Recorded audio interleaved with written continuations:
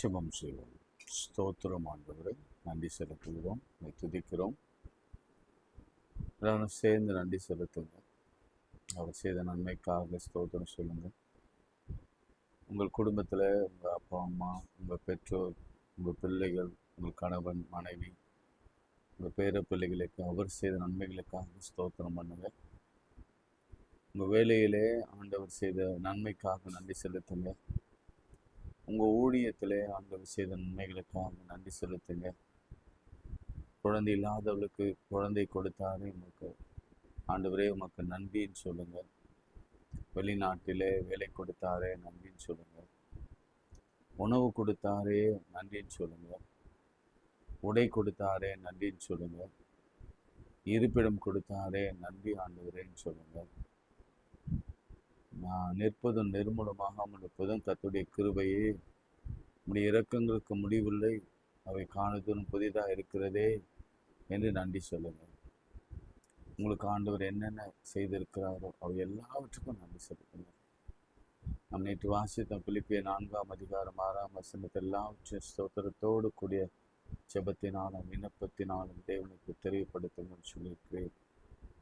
உங்களுக்கு ஆண்டவர் செய்த நன்மை, உங்களுக்கு ஆண்டவர் உங்கள் பிள்ளைகளுக்கு ஆண்டவர் செய்த நன்மை, உங்கள் போக்கிலும் வரத்திலும் ஆண்டவர் செய்த நன்மை, உங்கள் பொருளாதாரத்திலே ஆண்டவர் செய்த நன்மை, உங்கள் தாழ்விலே ஆண்டவர் செய்த நன்மை, எல்லாத்துக்கும் நன்றி செலுத்துங்கள்.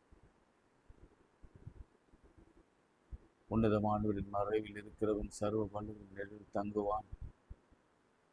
சொல்லுங்க, நான் கர்த்தரை நோக்கி நீர் அடைக்கலம், என் கோட்டை, என் தேவன், நான் நம்பியிருக்கிறவர் என்று சொல்லுவேன். அவர் உன்னை வேடுடைய கண்ணிக்கும் பாழாக்கும் கொள்ளைகளுக்கும் தப்புவிப்பார். அவர் தமது சிறகுகளாலே உன்னை மூடுவார். ஒரு சட்டையின் கீழ் அடைக்கலம் பெறுவார். ஒரு சக்தி உனக்கு பரிசயம் கேடகமாகும். இரவில் உண்டாகும் பயங்கரத்துக்கும் பகலில் பறக்கும் அம்புக்கும் இருளில் நடமாடும் கொள்ளையனுக்கும் மத்தியானத்தில் பாழாக்கும் சங்காரத்துக்கும் நீ பயப்படாதிருப்பார். யெகோவா ஈரே சொல்லுங்க. யெகோவா ஈரே நன்றின்னு சொல்லுங்க. யெகோவா ரஃபா நன்றி. யூதரின் தெய்வமே நன்றின்னு சொல்லுங்க. ஓ எல் ஷடாய் நன்றின்னு சொல்லுங்க. அதோனாய் நன்றின்னு சொல்லுங்க. தாவீதின் குமாரனே நன்றின்னு சொல்லுங்க. தாவீதின் வேறானவரே நன்றின்னு சொல்லுங்க. பயபக்திக்குரியவரே நன்றின்னு சொல்லுங்க. துதிக்கிறோம், ஸ்தோத்திரிக்கிறோம். இந்த நாளுக்காக நன்றி செலுத்துகிறோம். தாழ்வில் எங்களை நினைத்தவரை, தாழ்வில் உங்களை நினைத்தவரை துதியுங்கள். அவர் அல்லவர், அவர் கிருபை என்றும் உள்ளது என்று சொல்லி அவரை ஸ்தோத்திரிங்க. ஆண்டவர் உங்களுக்கு என்னென்ன நன்மை செய்தார் அவர் எல்லாவற்றுக்கும் நன்றி செலுத்தி ஸ்தோத்திரம். இயேசுவின் நாமத்தில் ஜெபிக்கிறோம் பிதாவே, ஆமென். தேவ கிருபை என்றும் உள்ளது, அவர் கிருபை. என்னோட கூட சேர்ந்து பாடுங்க. தேவ கிருபை என்றும் உள்ளது, அவர் கிருபை என்றும் உள்ளது. அவரை போற்றி துதித்து பாடி அல்லேலூயா என்றார் வரிப்போம். அவரை போற்றி துதித்து பாடி அல்லேலூயா என்றார் வரிப்போம். நெருக்கப்பட்டோம் மடிந்திடாமல் கர்த்தர் நம்மை காத்ததாலே. நெருக்கப்பட்டோம் மடிந்திடாமல் கர்த்தர் நம்மை காத்ததாலே. அவர் நல்லவர், அவர் வல்லவர், அவர் கிருபை என்றும் உள்ளது. அவர் நல்லவர், அவர் வல்லவர், அவர் கிருபை என்றும் உள்ளது. தேவ கிருபை என்றும் உள்ளது, அவர் கிருபை என்றும் உள்ளது. அவரை போற்றி துதித்து பாடி அல்லேலூயா என்றார் வரிப்போம். அவரை போற்றி துதித்து பாடி அல்லேலூயா என்றார் வரிப்போம். சத்துரு சேனை தொடர்ந்து சூழையும் பக்தனம் தாவீதின் தேவன் நமக்கு. சத்துரு சேனை தொடர்ந்து சூழையும் பக்தனம் தாவீதின் தேவன் நமக்கு. முன் சென்றாரே அவர் நல்லவர், அவர் கிருபை என்றும் முன் சென்றாரே அவர் நல்லவர், அவர் கிருபை என்றும் உள்ளது, தேவ கிருபை என்றும் உள்ளது, அவர் கிருபை என்றும் உள்ளது. அவரை போற்றி துதித்து பாடி அல்லேலூயா என்றார் பரிப்போம். அவரை போற்றி துதித்து பாடி அல்லேலூயா என்றார் பரிப்போம். காரிருள் போன்று கஷ்டங்கள் வந்தும் பாரினில் அவரின் பாதையில் மொழியா. காரிருள் போன்று கஷ்டங்கள் வந்தும் பாரினில் அவரின் பாதையின் மொழியா. என்னை நடத்தினார் அவர் நல்லவர், அவர் கிருபை என்றும் உள்ளது. என்னை நடத்தினார் அவர் நல்லவர், அவர் கிருபை என்றும் உள்ளது, தேவ கிருபை என்றும் உள்ளது, அவர் கிருபை என்றும் உள்ளது. அவரை போற்றி துதித்து பாடி அல்லேலூயா என்றார் பரிப்போம். வெள்ளம் போன்ற நிந்தை வந்தும் வீரன் நெகேமியா ஆவியை அளித்து, வெள்ளம் போல் நிந்தை மேற்கொள்ள வந்தும் வீரன் நெகேமியா ஆவியை அளித்து, திட நம்பிக்கை தைரியமீந்தாரே அவர் கிருபை என்றும் உள்ளது, திட நம்பிக்கை தைரியமீந்தாரே அவர் கிருபை என்றும் உள்ளது. கைகளை வைத்து காரிருள் போன்ற கஷ்டங்கள் வந்தோம். பாடலாமா? காரிருள் போன்று கஷ்டங்கள் வந்தும் பாரிலின் பாதையின் மொழியா. நெருக்கப்பட்டு நிறைய நெருக்கப்படுகிறோம், ஆனா சாவுக்கு ஒப்பு கொடுக்கல. அதான் மடிந்திடாமல் கர்த்தர் நம்மை காத்ததாலே முன் சென்றாரே அவர் நல்லவர், அவர் கிருபை என்றும் உள்ளது. ஒரே நம்பிக்கை, தைரியம், திட நம்பிக்கை. ஈந்தாரே அவர் நல்லவர், அவர் கிருபை என்றும் உள்ளது. கைகளை உயர்த்தி ஆனா அதே நிற்கிறோம்பா. அருவருக்கப்படத்தக்கதா நிற்கிறோம், உதாசீனப்படுத்தப்பட்டு நிற்கிறோம், ஒதுக்கப்பட்டு நிற்கிறோம். கடந்த வாரம் முழுவதும் பேசின ஆகார், எலியா, எசேக்கியா, பெரும்பாடுள்ள ஸ்திரீ, மோசே போன்றவர்கள் எல்லாம் வாழ்க்கையின் ஓரத்துக்கே போனாங்க. போதும் ஆண்டவரே, போதும் போதும் போதும் போதும் என்று சொல்கிற அளவுக்கு வேதனை. ஆனால் நீர் சொல்லு, என் கிருபை என்றும் உள்ளது. நம்புகிறோம், விசுவாசிக்கிறோம். இறக்கம் தயவு என்றும் உள்ளது. நீ சர்வ வல்லவர் என்பதை நம்புகிறோம், விசுவாசிக்கிறோம். சர்வ வியாபி என்பதை நம்புகிறோம், விசுவாசிக்கிறோம்.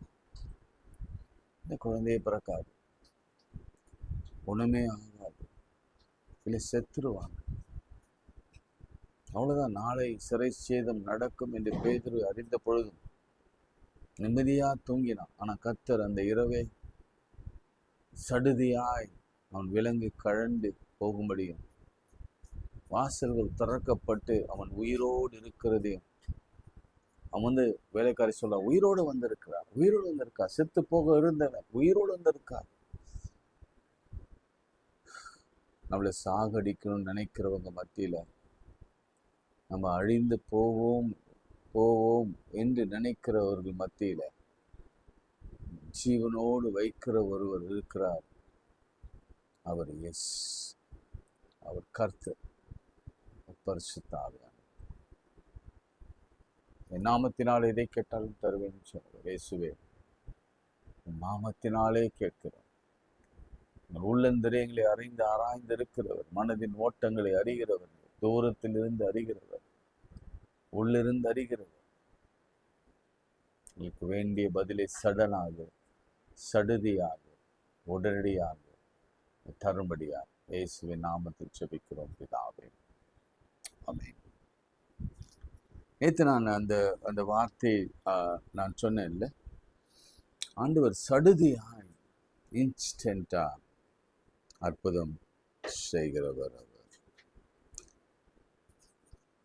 மல்கியா 3ஆம் அதிகாரம், என்னோட கூட நீங்க திருப்பிக் கொள்ளுங்க. மல்கியா 3ஆம் அதிகாரம் 1ஆம் வசனத்துல, இதோ நான் என் தூதனை அனுப்புகிறேன், அவன் எனக்கு முன்பாக போய் வழியை ஆயத்தம் பண்ணுவான். அப்போது நீங்கள் தேடுகிற ஆண்டவரும் நீங்கள் விரும்புகிற உடன்படிக்கையின் தூதனுமானவர் தம்முடைய ஆலயத்திற்கு தீவிரமாய் வருவார். இதோ வருகிறார், அவர் சேனைகளின் கர்த்தர் வருகிறார் என்று சேனைகளின் கர்த்தர் சொல்லுகிறார். அப்போ ஆண்டவருடைய பதில் தீவிரமாய் வருகிறதா? எத்தனை நம்புறீங்க? இல்லை, ஆண்டவர் ரொம்ப லேட் ஆச்சு. எஸ், ஆமாம், ரொம்ப லேட் ஆச்சு, ரொம்ப காத்திருந்துட்டோம். ஆனால் இன்றைக்கு ஆண்டவர் சொல்கிற வாக்குத்தத்தம் என்னன்னா, பிரேக் த்ரூ வருகிறது. அது எப்படி வரும்னா, கண்ணை மூடி கண்ணை திறக்கிறதுக்குள்ள ஒரு பிரேக் த்ரூ வரும். And blink of an eye அப்படின்னு வரும்னு சொல்லுகிறார் ஆண்டவர். நீ நம்பினாலும் நம்பாம போனாலும் ஆண்டவருடைய அற்புதம் சீக்கிரத்திலே வருகிறது. நேற்று நான் யோசேப்பு பற்றி சொன்னேன். God has moved him from the prison to the palace suddenly, immediately, தீவிரமாய். என்ன சொன்னேன்? பீட்டர், ஒரு சடன் லைட் வந்தது, தேவதூதர் வந்தாங்க. பீட்டர் நடந்து போனான். எப்படி? உடனே சங்கிலிகள் கழண்டன, உடனே கதவுகள் திறந்தது. நேற்று நான் சொல்ல வந்த விஷயத்த நேற்று மதியம் யோசித்து கொண்டிருந்த பொழுதுதான் நான் யோசித்தேன். நாளைக்கு செத்துருவேன்னு சொல்லி டிக்ளேர் பண்ணியாச்சு. டாக்டர் சொல்லிட்டாங்க இல்லை? சில நேரங்களில் டாக்டர் சொல்லுவாங்க, நமக்கே கூட நாளைக்கு போயிடும், நம்ம அப்பா அம்மா உடம்பு ரொம்ப சுகவீனமாக இருக்கிறாங்க, இல்லை நாளைக்கு போயிடும், இல்லை இவங்க ரொம்ப சிக்கா, ரொம்ப ஆக்சிடென்ட்ல கோமால போயிட்டாங்க, நாளைக்கு இருக்க முடியாது என்ற நிலை கூட, ஏன் அடுத்த நிமிஷம் இருக்க முடியாத நிலை கூட சில பேர் இருக்கலாம். ஆனா ஆண்டவர் தாம் பிள்ளைகளை சடுதியாய் உயிர் கொடுத்து ஜீவனை கொடுத்து காப்பாற்றுகிறவர் அவர். அவராலே செய்யக்கூடாத அதிசயமான காரியங்கள் ஒன்றும் இல்லை. நிறைய நேரம் நம்ம அதை இன்னும் அனுபவிக்கும் பொழுது நாம இப்போ சாட்சியாய் நிற்போம். நிச்சயமாகவே சீக்கிரத்துல, அது ரொம்ப சீக்கிரத்துல இருக்கு, ரொம்ப ரொம்ப தள்ளிலாம் இல்லை, சீக்கிரத்துல இருக்கு. தானியேல்ல ஒரு வார்த்தை இருக்கு, 9ஆம் அதிகாரத்திலே ஒரு வார்த்தை இருக்கிறது. நல்லா வாசிக்கிறேன் பாருங்க. தானியேல் சாப்டர் 9, அதுல ஒரு வார்த்தை, வசனம் 21, 22. அப்பொழுது நான் ஜெபம் பண்ணி கொண்டிருந்த போதே முதல் தரிசனத்திலே நான் கண்ட புருஷனாகிய காப்ரியேல் வேகமாய் பறந்து வந்து அந்தி பலியின் நேரமாகிய வேலையிலே என்னை தொட்டான். டைம் கூட போடுறாங்க, ஈவினிங்ல ஒரு அந்தி பலி வேலையிலே என்னை தொட்டான், ப்ரேயர் டைம்ல தொட்டான். அவன் எனக்கு தெளிவு உண்டாக்கி, பயங்கர கன்ஃபியூஷன்ல இருக்கிறோம்ல, இன்ஸ்டன்டா ஆண்டவர் ஒரு தெளிவு உண்டாக்குவார். எப்படிங்க நடக்கும்? நடக்கும் நடக்கும் நடக்கும். என்னோட பேசி, தானியேலே, உனக்கு அறிவை உணர்த்தும்படிக்கு இப்பொழுது புறப்பட்டு வந்தேன்.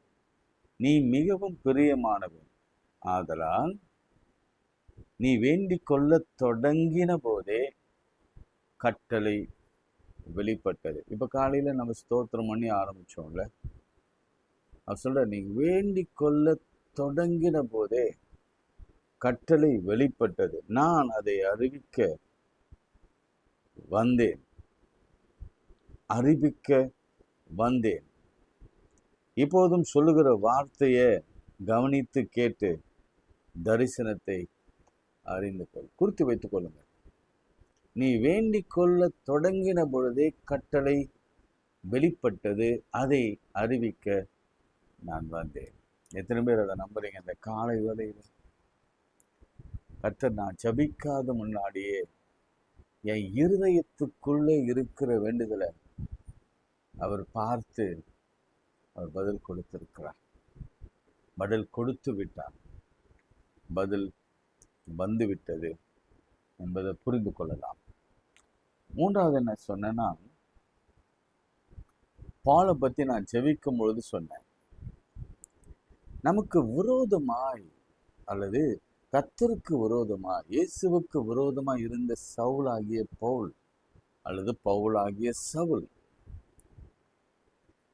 ஆண்டவர் எப்படி தொடுவாருன்னா, நம்ம என்னதான் கடந்த நாட்களிலே அவங்கள அடிச்சு போடுங்க, அடிங்க, கொலை பண்ணுங்க, குத்துங்க, அவங்கள தண்டிங்க, அவங்கள மேலிருந்து கீழே தள்ளி விடுங்க,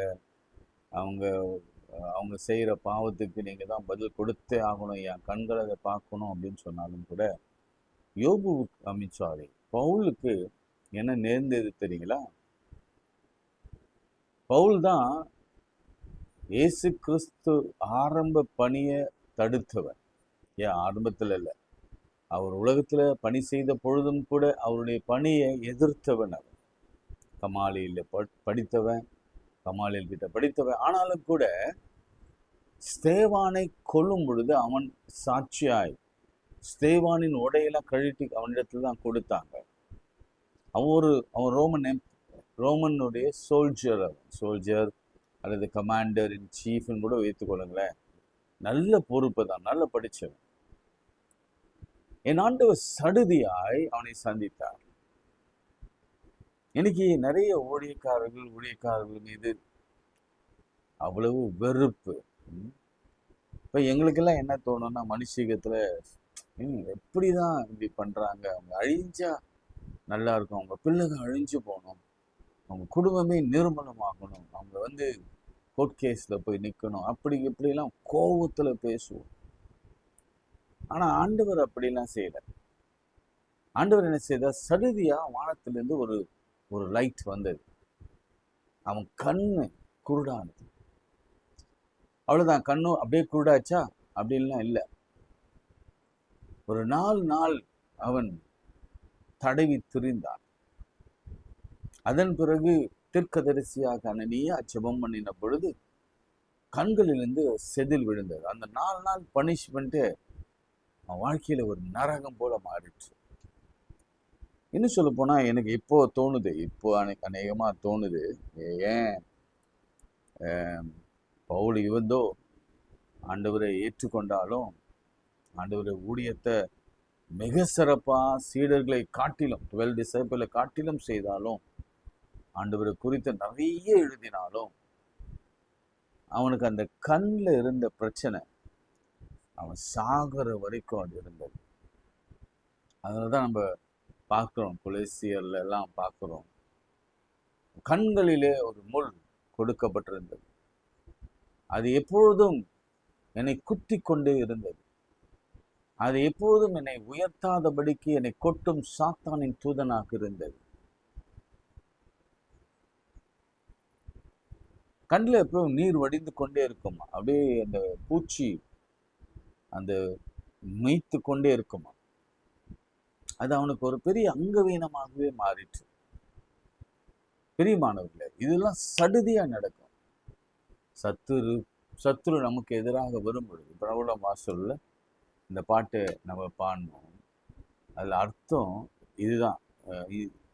எப்படின்னா, சத்துரு சேனை தொடர்ந்து சூழ்கையில் பக்தன் தாவீதின் தேவன் நமக்கு வெள்ளம் போல் நிந்தை மேற்கொள்ள வந்து வீரன் நெகேமியா ஆவியை அளித்து காரிருள் போன்ற கஷ்டங்கள் வந்தும் பாரினில் அவரின் பாதையின் மொழியால் நெருக்கப்பட்டும் மடிந்திடாமல் கர்த்தர் நம்மை காத்ததாலே.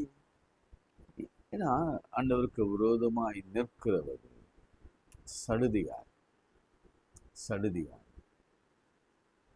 ஆண்டவர் சொன்னார், நீ துன்புறுத்துகிற இயேசு நானே. இன்னும் ஆழமா சொன்னார். சடுதியா அவர் சொன்ன வார்த்தை என்னன்னா, தம்பி, முள்ளில் உதைக்கிறது உனக்கு கடினமா? நம்ம நீ யார் மேல உதைக்கிறன்னு புரியுதா? உதைச்சா உனக்கு தான் முள்ளு குத்தி செப்டிக் ஆகி காலே போயிடும். அது உனக்கு புரியுதாப்பா? இன்னைக்கு நிறைய பேர் ஆண்டவருடைய பிள்ளைகளுக்கு விரோதமாய், ஆண்டவருடைய ஆவி பெற்றவர்களுக்கு விரோதமாய், ஆவி தரிசனங்களுக்கு விரோதமாய் எழும்பி நின்று அவங்க எப்படியாவது அடிக்கணும் பிரியப்படுகிறவர்களுக்கு சடுதியாய் ஒரு நாளிலே ஒரு ஜட்ஜ்மெண்ட் வரும். நம்ம நினைக்கிறோம், இல்லை பரலோகம் போனாதான் ஜட்ஜ்மெண்ட். இல்லை இல்லை இல்லை, அந்நிய கண்கள் இல்லை, உங்கள் சொந்த கண்களே அதை பார்க்கும். அடுத்து அந்த அப்போஸ்தலர் 3ஆம் அதிகாரத்தில் ஒருத்தன் அலங்கார வாசலையில ஒருத்தவட்டு உட்கார்ந்துருந்தான். இனி இது கொஞ்சம் நம்ம வெளியில வரலாம். நடக்க முடியாம குழந்தையிலிருந்தே சப்பானியா இருந்தவன், மூவ் பண்ணவே முடியாது. வாழ்க்கை முழுவதும் வாசல் அண்டை தான். அவன் வருமானம் நம்பிதான் அவன் வீடு வாழ்ந்தது, குடும்பம் வாழ்ந்தது. தினந்தோறும் பெற்றோர்கள் கொண்டு வந்து அந்த இடத்துல அவனை வைப்பார்கள். அந்த ஊதியத்தில தான் அவன் வாழ்ந்து வந்தான். அதாவது யாசகம் கேட்டு வாழ்க்கை நடத்தினவன். இன்றைக்கு கடன் சுமை, அது ஒரு பெரிய நிந்தை. அது எங்க ஒருத்தர் இடத்துல போய் கை நீட்டி கேட்கறது, அது எவ்வளவு பெரிய அவமானம். அதை விட மேலானதுன்னா அவன் போடுவானா அப்படின்னு அந்த எதிர்பார்ப்பு இருக்குல்ல, அவன் போடலைன்னா அந்த ஒரு என்ன சொல்லுவோம், ஐயோ அந்த எதிர்பார்த்து கிடைக்கலன்னா கிடைக்கிற விரக்தி இருக்குல்ல, இது கூட ஆண்டவர் இடத்துல கேட்கிற மாதிரி தான். ஆண்டவரே கொடுப்பீங்களா அப்படின்னு கேட்கும்போது கொடுத்துட்டா நல்லது, கொடுக்கலன்னா ஒரு பெரிய மாற்றம். அங்க ஒரு சடன்லின்னு ஒன்று வருது, இம்மீடியட்லின்னு வருது. என்னன்னா இவங்க சொல்லும் பொழுது, பேதுரும் யோவானும் சொல்லும் பொழுது, எங்கிடத்துல வெள்ளியும் இல்லை பொண்ணும் இல்லை, என்னிடத்தில் உள்ளதை உனக்கு கொடுக்கிறேன், நசரேயனாகிய இயேசு கிறிஸ்துவின் நாமத்தினாலே எழுந்து நட என்று சொன்ன பொழுது அங்க ஒரு வார்த்தை வரும். உடனே அவன் எழுந்து குதித்து நின்று நடந்து தேவனை துதித்து கொண்டே ஆலயத்துக்குள் போனான்.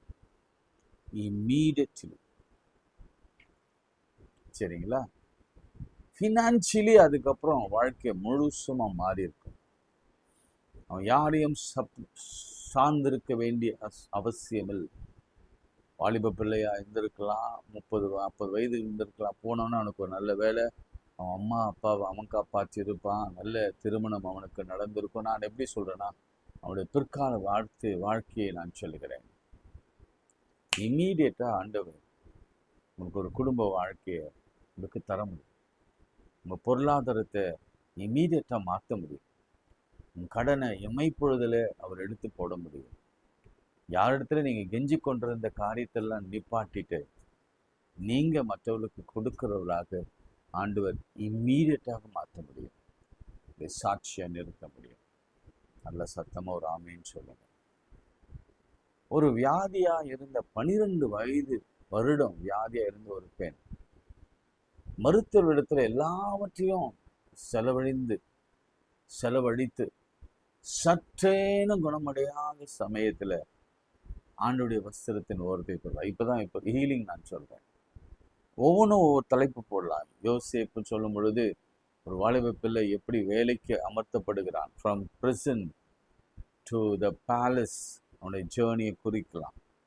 பீட்டரை குறிக்கும் பொழுது எப்படி நாளைக்கு சாக கிடக்கிறவன், மரண இருளின் பள்ளத்தாக்கில் நடக்கிறவன் எப்போ உயிரோடு இருந்தான் கடைசி வரைக்கும். அவன் வயதாக பிறகுதான் அவன் செத்தான். மூன்றாவது பாலை பார்க்கும் பொழுது சடுதியா உங்களுக்கு ஒரு நியாயம் கிடைக்கும். Paul encounter with Jesus Christ, சடுதியா நியாயம் கிடைக்கும். அது எவனானாலும் சரி, எத்தனை பெரிய ஊழியக்காரனாலும் சரி, என் ஆண்டவருக்கும் ஆண்டவர் பிள்ளைகளுக்கு விரோதமாய் அவன் துன்புறுத்த, ஸ்தேவானை கொலை பண்ண பார்த்தான், கொலை பண்ணினான், சீஷர்களை அழிக்க பார்த்தான். ஆனால் கர்த்தர் அவன் கண்ணில் ஒரு பெரிய பெரிய வியாதியை அவர் வைத்தார், வாதையை வைத்தார். கண்ணு தெரியாமல் இருக்கவே முடியாதுங்க. அவன் அழுது இருப்பான். ஏன்னா கண்ணு தெரியாமல் ஒரு நாளும் அழுத முடியாது. அதில் திடன் கொள்ளுங்க. உங்களுக்கு விரோதமாக எவன் எழும்பினாலும் கர்த்தர் அவன் அவயவங்களில ஒன்றாகிலும் நிச்சயம் தொடுவார். அதனால தான் நான் தினந்தோறும் உங்களுக்கு ஜெபம் பண்ண சொல்கிறேன்.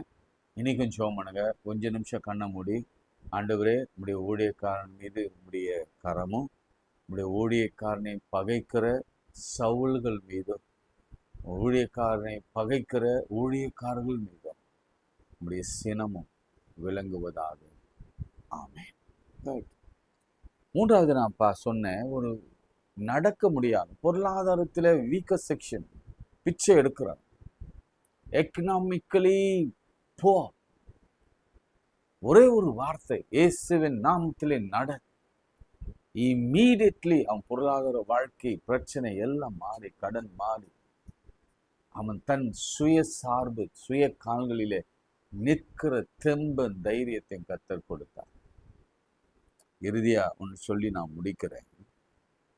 அந்த 12 வருடம் பெரும்பாடுள்ள பெண் என்ன செய்யறாங்க, வஸ்திரத்தின் ஓரத்தை தொட்டாங்க. தொட்ட மாத்திரத்துல என்ன நடந்தது? தொட்ட மாத்திரத்துல உதிரத்தின் போக்கு உடனடியாக நின்றது. இம்மீடியட்லி. இன்னைக்கு சொல்றேன், உங்களுக்கு என்ன வியாதி இருந்தாலும் சரி, அது நெஞ்சு வலியாக இருக்கலாம், அது சிறுநீரக பிரச்சனையாக இருக்கலாம். நான் சொல்றேன் பாருங்க, எப்பவுமே வசனத்தை கேட்கும் பொழுது அதை நமக்கு உரிமையாக்கி கொள்ள வேண்டும். இப்படி ஃபைட் பண்ணதான் உண்டு ஆண்டவரிடத்துல. சும்மாலாம் ஆண்டவரிடத்துல நம்ம போகக்கூடாது. ஆண்டவரிடத்துல பெரிய வார யாக்கோபு எப்படி சண்டை போட்டார்ல, உங்களுக்கு தெரியும்ல, அந்த மாதிரி சொன்னீரே சொன்னீரே சொன்னீரே என்றுதான் யாக்கோபு சொல்லுவான். அதே மாதிரிதான் நாம சொல்லணும். ஆண்டவரே, பீட்டரை லூஸ் பண்ணீங்கல்ல, செயினை லூஸ் பண்ணீங்கல்ல, வாசலை திறந்தீங்கல்ல, எனக்கு திறக்கணும்.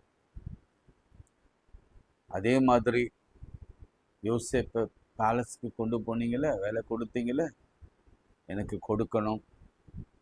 பவுலின் கண்ணை குருடாக்கினீங்கல்ல, கடைசி வரைக்கும் அவன் கண்ணில் சீர் விழிஞ்சு கொண்டே இருந்தது. அது ஒரு சாபத்தை வர வச்சுட்டான். ஏன்னா ஆண்டவருக்கு விரோதமா நிற்கிறவன் அவன் ஊழியக்காரனா இருந்தாலும் கடைசி வரைக்கும் அந்த குற்ற உணர்வு அவனுக்குள்ள. ஏன்னா அந்த கொலைப்பழின்னு ஒன்று இருக்குல்ல, அந்த ஸ்தேவானை கொலை பண்ண கொலைப்பழி ஒன்று இருக்குல்ல, அது அவன் மேலே தலைமையில எப்போது இருந்து கொண்டே இருந்தது. பவுலை பற்றி நீங்கள் நிறைய நல்ல காரியங்களை சொன்னாலும் நான் சொல்வேன், அவனை கடைசி வரைக்கும் கர்த்தர் வாதித்தார். அவன் சாகிற வரைக்கும் கர்த்தர் அவனை அவர் வாதித்தார் என்று தான் சொல்வேன். காரணம், ஸ்தேவானின் இரத்தப்பழி அவன் மேலே, அவன் தலை மேலே. அவனை கேட்டாலும் சொல்லுவான், போய் பரலோகத்தில் போய் கேட்டால் சொல்லுவான், ஆமாம்மா அதுதான் காரணம் என்று அவன் சொல்வான். அடுத்து ஃபினான்ஷியலி சொல்லுங்க, பிச்சை எடுத்திருந்தவன், அதான் ரூத், ஞாபகம் இருக்கும்னு நினைக்கிறேன் அவங்களுக்கு, போய் பொறுக்கி கொண்டிருந்தவங்க சடனா ஒரு நாளையில், ஐ திங்க் ஒரு 1 or 2 days, எனக்கு சொல்ல தெரியல, ஒருவேளை அடுத்த நாளாக கூட இருக்கலாம். அடுத்த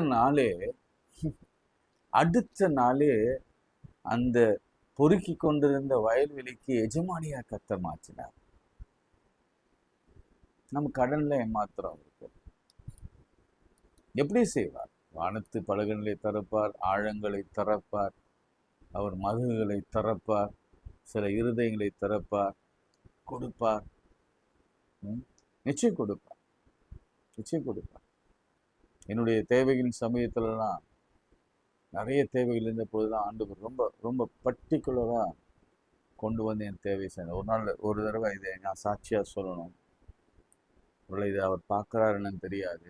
நான் வந்த வழியில ஊழியம் செய்து கொண்டிருந்த பொழுது எனக்கு அவசியமா 12,000 ரூபாய் அடுத்த நாள் எனக்கு தேவை. நான் அதிகம் அந்த அதிகாலை ஜெபம்லாம் எப்பவுமே எழுந்து கொண்டே இருக்கும். அண்டு நான் ஜெபித்து விட்டு அவர் எனக்கு ஃபோன் பண்ணார். ஃபோன் பண்ணிட்டு, ஐயா நான் உங்களை பார்க்க வரணும் அப்படின்னாரு. வாங்கய்யா ப்ளீஸ் கம் அப்படின்னு சொன்னேன். அவர் ஒரு கேப்டன், அவர் பேர் ஆனந்த்.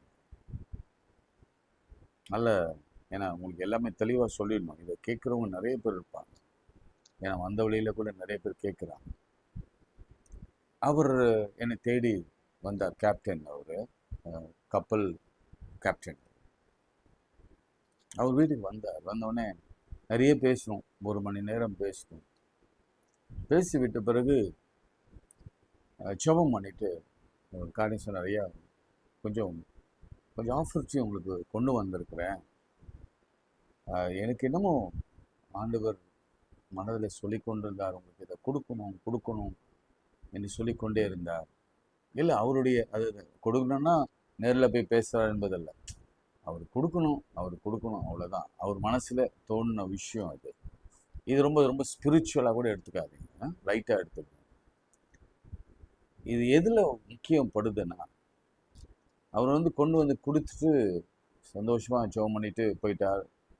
நானும் சந்தோஷமாக அதை வாங்கிட்டேன். நிறைய மிஷினரிகள் தான் இந்த மாதிரிலாம் அற்புதம் பார்த்துருப்பாங்க. நான் ஒரு மிஷினரியாக இருக்கிறதுனால நான் பார்த்தேன். அந்த கவரை நான் பிரித்து பார்த்தேன். எனக்கு தேவையாக இருந்த அந்த 12,000 ரூபாய் அதுக்குள் இருந்தது. தூக்கி வாரி போட்டது. எனக்குள்ள ஒரு நடுக்கம் வந்தது. இம்மீடியட்டாக ஒரு கால் அடிச்சு, ஐயா இந்த அளவுக்கு எனக்கு தேவை இருக்குது என்பது உங்களுக்கு எப்படி தெரியும் நான் கேட்டேன். ஏன்னா பொதுவாக என்னை பார்க்குறவங்க யாருமே எனக்கிட்ட எனக்கு தேவை இருக்குது, எனக்கு கொஞ்சம் ஃபினான்ஷியலி பிரச்சனை இருக்குது அப்படின்னா சொல்லவே மாட்டாங்க. ஏன்னா என் வாழ்க்கையே எல்லார் மத்தியிலும் கர்த்தர் ரொம்ப நேர்த்தியாய் அவர் என்னை நடத்தி வருகிறார். சில நேரங்களில் அதனால இப்போ அந்த மாதிரி ஒரு சின்ன சிக்கலில் மாட்டிட்டு இருக்கேன். பரவாயில்ல, ஆண்டவர் பார்த்துப்பார். அவருக்கு ஃபோன் அடித்தேன். லிட்ரலி அவருக்கு இன்னும் நினைவு இருக்கும். ஐயா இந்த அமௌண்ட் அதாவது ஒரு 1000, 2000, 5000, 10,000 ரவுண்டாக இருக்கும். ஈவன் 15,000, 20,000 கூட ரவுண்டாக இருக்கும். எக்ஸாக்டாக 12,000 ருபீஸ் எதுக்கோ ஒன்று தரணும், இஎம்ஐயோ ஏதோ ஒன்று கட்டணும்னு நினைக்கிறேன். நான் அன்னைக்கு முழங்காலில் நின்று நான் ஆண்டவரை ஸ்தோத்தரித்தேன். ஆண்டவரே நீ எவ்வளவு பர்ஃபெக்ஷனிஸ்ட். இன்னைக்கு கூட எனக்கு நேரம் இல்லை. நாளைக்கு நான் ஒருவேளை இந்த 2 ராஜாக்கள் 4, 1-7 நான் உங்களுக்காக சொல்ல விரும்புகிறேன். என்ன தேவையோ அந்த தேவையை யார் வழியாவது ஆண்டவர் நிறைவேற்ற அவர் காத்து கொண்டிருக்கிறார். பிரியமானவர்களே, இந்த ஜங்ஷனில் இன்னொரு ப்ரேயர் ரிக்வெஸ்ட் உங்களுக்கு நான் வைக்க விரும்புகிறேன். ஒன்று, நான் சொன்னேன் இந்த வசனத்தை ஞாபகம் வச்சு ஜெபம் பண்ணுங்க. ஒன்று, உங்களுடைய ஊழியக்காரர் மீது, உங்களுடைய ஊழியக்காரர் பிள்ளைகள், மனைவி மீது, குழந்தைகள் மீது உங்களுடைய கரம் இருக்கட்டும். உங்களுடைய ஊழியக்காரர்களை விரோதிக்கிற எல்லார் மீதும் உங்களுடைய சினம் இருக்கட்டும் சொல்லி ஜெபம் பண்ணுங்க. இன்று முதல் கூடுதலாக இன்னொன்று நீங்கள் ஜெபம் பண்ணுங்க. எலியாவை போஷித்தது போல எங்கள் ஆயரை போஷிங்க. அவ்வளோதான். ஜெபம் செய்வோம். அன்புள்ள ஆண்டவரே, சடுதியான் காரியங்களை வாய்க்க பண்ணுகிற தேவன், அனுகூலங்களை கொடுக்கிற தேவன், அனுகூலமான துணையை கட்டளையிடுகிற தேவன், மனுஷனிடத்திலிருந்து அனுகூலங்களை கொடுக்கிற தேவன். நீங்கள் எது தேவையோ, எங்களுக்கு எதை தேவையோ அதை மாத்திரம் நிச்சயமாக செய்கிறது. நெருக்கப்பட்டிருக்கிறோம், ஒடுக்கப்பட்டிருக்கிறோம், வேதனையோடு இருக்கிறோம், குழந்தை இல்லாமல் இருக்கிறோம், குழந்தைகளுக்காக கண்ணீரோடு ஜெபித்து கொண்டிருக்கிறோம், திருமணத்திற்காக கண்ணீர் வடிக்கிறோம், திருமணத்தின் சேவைக்காக நாங்கள் கண்ணீரோடு ஜெபிக்கிறோம். அதுவே எப்படி நான் கல்யாணம் பண்ணுவேன், இதெல்லாம் வேதனையோடு நான் நிற்கிறோம். ஐயோ சத்ரு ஆண்டவரே, இப்போதான் சத்ரு ஸ்ட்ரைட்டாக ஃபைட் பண்ணுறான், ஸ்ட்ரைட்டாக நடக்குது போர், ஸ்ட்ரைட்டாக நடக்குது. நாங்கள் பார்க்குறோம் எதிராளி நேருக்கு நேர் மோதி கொண்டிருக்கிறான். நாங்கள் மனுஷன் ஆண்டவரே, நாங்கள் வீக்க பீப்புள், எங்களால் எதிர்த்து நிற்க முடியல. யோசபாத்தை போல தான் நிற்கிறோம், நிற்க பலனில்லை ஆண்டவரே. கண்கள் உமையை நோக்கி கொண்டிருக்கிறது. நாங்கள் தாவீது அல்ல ஆண்டவரே. ஒரு வைராக்கியமாய் போய் கோலியாத்தை நிற்க தைரியம் எங்களுக்கு இல்லை ஆண்டவரே. நாங்கள் பலவீனமான பாண்டம் என்பதை நீர் அறிந்திருக்கிறேன். நாங்கள் கடனை கொண்டோ அஞ்சுகிறோம். எங்களுக்கு விரோதமாக எழும்புகிற சத்துருக்களோ எதிராளிகளோ எங்கள் அதிகாரிகளோ எங்களுக்கு எதிராய் நிற்கிற எங்களுடைய அதிகாரிகளுக்கு நடுங்கி நிற்கிறோம். கர்த்தர் உதவி செய்யப்பா. நிவலிலும் கூட பலவீனத்தோடு 12 வருடம் ஒரே நிமிடம் கூட இல்லை, பிளிங்க் ஆஃப் நாயின்னு சொல்லுவோம்ல, கண்ணை மூடி கண்ணை திறக்கிறதுக்குள்ள உதரத்தின் ஊரல் நின்று போயிட்டு. தானியேலை பார்த்து சொன்னேன், நீ மனசுல ரொம்ப வேதனையோடு தான் உட்கார்ந்த, நீ வேண்டிக் கொள்ள தொடங்கின பொழுதே கட்டளை வெளிப்பட்டது. அற்புதம் செய்யுங்க. நான் ஒன்று மாத்திரம் சொல்றேன் உங்களுக்கு, ஆண்டவர் எனக்கு எதை செய்தாலும் அதை நான் என் சபையிலே சாட்சியாய் சொல்லி அவர் பெயரை மகிமைப்படுத்துவேன். எதை செய்தாலும், அவர் ஒரு 10 ரூபாய் கொடுத்தாலும் கூட, என் ஆண்டவருக்கு முன்பாக எனக்கு சுகத்தை கொடுத்தால், எனக்கு பலத்தை கொடுத்தால், எனக்கு ஜீவனை கொடுத்தால், என் பிள்ளைகளுக்கு வாழ்க்கை கொடுத்தால், என் குடும்பத்தில் ஆசீர்வாதம் கொடுத்தால், எதை செய்தால் என் ஆண்டவருக்கு முன்பாக என் ஆண்டவர் செய்தார் என்று நான் சாட்சி கொடுப்பேன். இதை மாத்திரம் சொல்லுங்க. நிச்சயம் கர்த்தர் செய்வார், சடுதியாய் செய்வார், சீக்கிரத்தில் செய்வார், இம்மீடியட்டாக செய்வார், இன்ஸ்டண்டாக செய்வார், தீவிரமாய் செய்வார். இயேசுவின் நாமத்தில் ஜெபிக்கிறோம் பிதாவே. நமது ஆண்டவராய் இயேசு கிறிஸ்துவின் கிருபை, பிதாவாகி தேவனுடைய அன்பு, பரிசுத்த ஆவினை நம் அனைவரோடு மீண்டும் சதாக்கள் நிலைத்திருப்பதாக.